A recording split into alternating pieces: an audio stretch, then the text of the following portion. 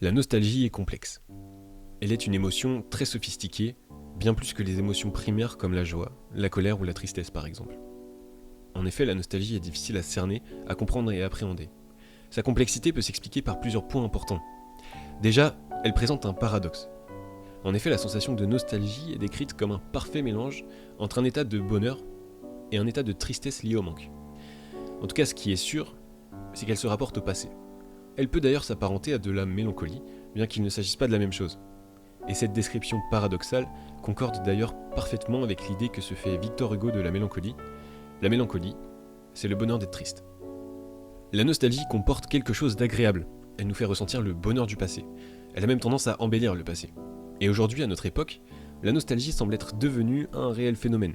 Si la nostalgie est subjective et personnelle, elle peut aussi être collective. On peut même être nostalgique d'une époque que l'on n'a pas connue. Ce n'est pas pour rien que la mode du vintage domine beaucoup de domaines artistiques et esthétiques aujourd'hui. Ou qu'une des séries les plus populaires de la décennie soit Stranger Things, qui se déroule dans les années 80, qui sont d'ailleurs énormément sujets à ce phénomène, au même titre que les années 70 et 60 de plus en plus. Ce phénomène peut aussi s'observer sur YouTube, et touche alors un public plus ciblé. On ne compte plus le nombre de vidéos qui sont dans un décor rétro, les vidéos rétro tout court d'ailleurs, et puis les vidéos qui vont vous rendre nostalgique. Bon, en vrai c'est pas très sérieux ça, mais dans ce type de vidéo, il y a un sujet, du moins un jeu vidéo, qui est très récurrent. Bien entendu, Minecraft. Aujourd'hui, Minecraft semble dégager quelque chose de très nostalgique pour la plupart des joueurs qui y ont joué étant plus jeunes. Et je ne me base pas simplement sur le fait que Minecraft apparaît dans ce style de vidéo. Il m'a suffi d'en discuter avec mes amis, de regarder des vidéos sur internet ou de lire des commentaires sous des vidéos de musique Minecraft pour voir que je n'étais pas le seul. J'étais même très loin d'être le seul. Mais alors, pourquoi ce jeu procure-t-il tant d'émotions aux joueurs ? Quel est le lien entre Minecraft et la nostalgie ? Ce n'est pas la seule raison, mais évidemment, l'âge auquel on a commencé à jouer à Minecraft compte pour beaucoup. Minecraft est sorti en 2011 sur Xbox 360. En 2019, la moyenne d'âge des joueurs était de 24 ans. Oui, elle est loin l'image de Minecraft, un jeu pour enfants. Si on calcule, la plupart des joueurs ont donc commencé à y jouer autour de 16 ans.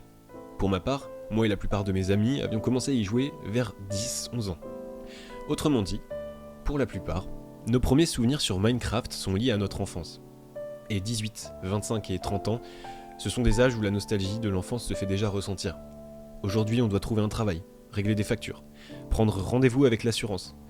Elle était bonne l'époque où, dès qu'on sortait des cours, on allait miner du diamant, du fer et du charbon. Mais cette époque, elle est surtout révolue. Et c'est là tout le principe de la nostalgie, regretter un temps révolu. Attention, bien souvent, nos souvenirs sont inexacts et embellis. Comme le disait Proust, se souvenir du passé, ce n'est pas nécessairement se souvenir des choses telles qu'elles étaient. Et je pense qu'il est important de garder cette idée en tête. Mais vous me direz, des jeux auxquels on a joué étant enfant, il y en a énormément. Donc l'âge n'est pas la seule raison de ce sentiment. Et en effet, des jeux de notre enfance, il y en a des dizaines et des dizaines. Pourtant, c'est bien Minecraft, le jeu vidéo, qui semble le plus être assigné à ce sentiment aujourd'hui. Non pas que les autres jeux évoquent aucune nostalgie aux joueurs, mais encore une fois, Minecraft semble un peu plus spécial. Mais alors, quelle raison autre que l'âge peut expliquer cela ?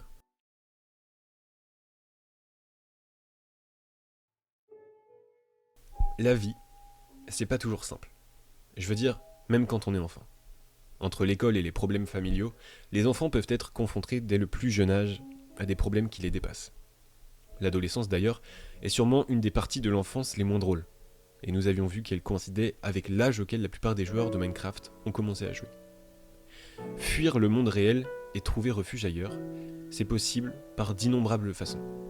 Certains trouvent refuge dans les livres, d'autres dans les films.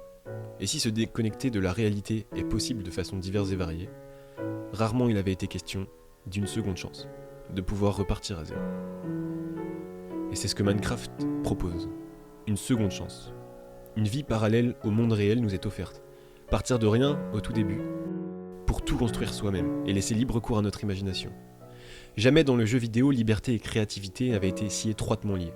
Le tout dans un havre de paix. En plus du sentiment de liberté qui règne au-dessus de Minecraft, le tout est accompagné d'un sentiment de plénitude qui règne absolument partout dans la map. Des plaines, des montagnes, des forêts, tant de paysages naturels et magnifiques imperturbables que seuls nous, joueurs, avons le pouvoir de modifier. Et puis bien entendu, la musique.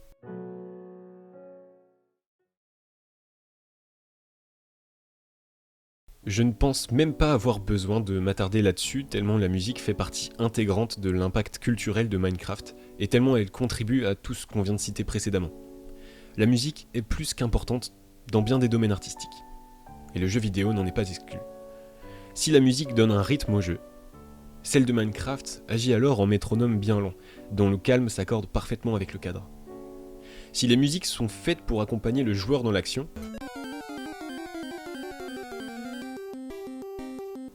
ou dans l'émotion, elles s'attardent généralement à une seule situation. La musique des combats de Pokémon s'accorde parfaitement avec la situation, mais c'est tout. Sortie de son contexte, elle est inutilisable. Bizarre. La BO de Minecraft est différente.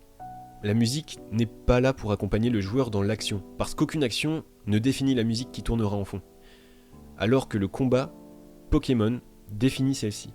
En fait, la musique de Minecraft est faite pour accompagner le joueur dans son quotidien de joueur. C'est la BO de notre nouvelle vie cubique. Vous pouvez écouter cette musique en farmant du fer, en chassant des moutons ou en craftant un plastron, peu importe. La musique accompagne absolument toute votre vie. Enfin, votre vie dans le jeu, hein. Enfin, vous pouvez l'écouter en marchant, mais je veux dire, à la base, c'est dans le jeu, quoi. Bon, bref. Enfin, ceci dit, si vous pouvez écouter ce genre de musique en marchant le soir, par exemple, c'est aussi parce que la musique de Minecraft est utilisable même en dehors de son contexte initial, s'accordant avec un tas d'émotions et de moods, dont celui de la nostalgie, évidemment. Si ces notes vous font replonger dans l'enfant que vous étiez en découvrant Harry Potter, que celle-ci vous rappelle l'enfant qui jouait en cachette sous sa couette, alors forcément, si cet enfant a construit, détruit, piégé, miné, créé, fait rager et rager sur Minecraft, alors ces notes ne devraient pas le laisser indifférent. Bon, avant de finir, j'aimerais juste dire que c'est ma vision de Minecraft, c'est mon Minecraft à moi, que j'expose dans cette vidéo. Je sais bien qu'il existe plein d'autres façons de jouer à Minecraft et de voir Minecraft. J'ai pas beaucoup parlé des modes multijoueurs, des PVP, tout ça, parce que moi j'y jouais pas beaucoup, donc je me sentais pas trop légitime d'en parler.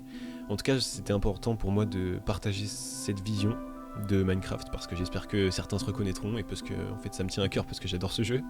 Donc voilà, je tiens juste à dire que, évidemment, Minecraft, en plus d'être tout ça, bah c'est pas que ça. Donc voilà. Moi je pense que sur ces mots, je vais aller relancer une petite game. Et je vous dis à plus tard.